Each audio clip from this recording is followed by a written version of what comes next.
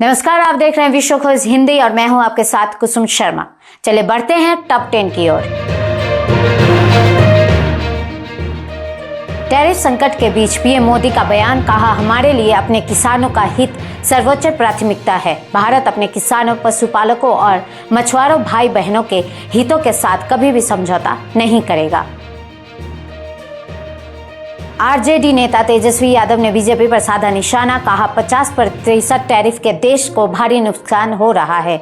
ये लोग इस पर कोई बात नहीं कर रहे हैं, इस पर सभी लोग चुप है। अब ये लोग देश का नुकसान कराकर बिहार आएंगे और कहेंगे कि हम विश्व गुरु बन गए हैं।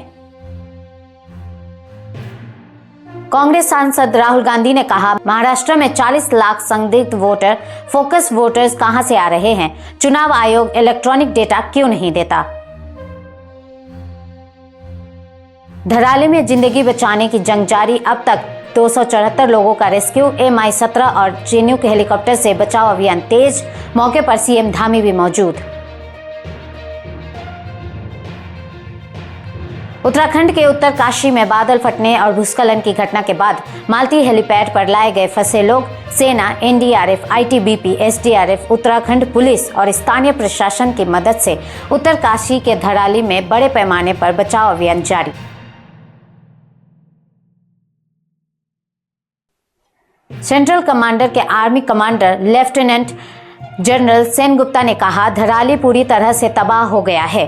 अचानक आई बाढ़ के लगभग 1.5 घंटे बाद फिर से अचानक बाढ़ और भूस्खलन हुआ, जिससे दक्षिण हर्सिली में हमारा आर्मी कैंप तबाह हो गया और धराली का हर तरह का संपर्क टूट गया है।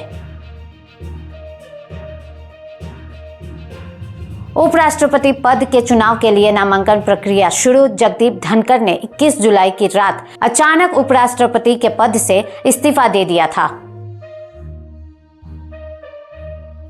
1 अक्टूबर से पूरी तरह से इंटरनेशनल फ्लाइट्स का परिचालन शुरू करेगी एयर इंडिया। अहमदाबाद में 12 जून को हुए प्लेन क्रैश के बाद आंशिक रूप से रोक दी गई थी कुछ उड़ानें।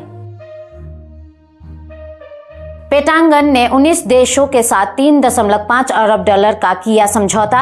ये अब तक का सबसे बड़ा सौदा। इजराइल, यूक्रेन और ब्रिटेन प्रमुख देशों को दिया जाएगा AIM-120 advance medium range air to air missile. Udaipur files की रिलीज की मंजूरी के खिलाफ दिल्ली हाईकोर्ट में याचिका दायर, 11 जुलाई को किया जाना था रिलीज।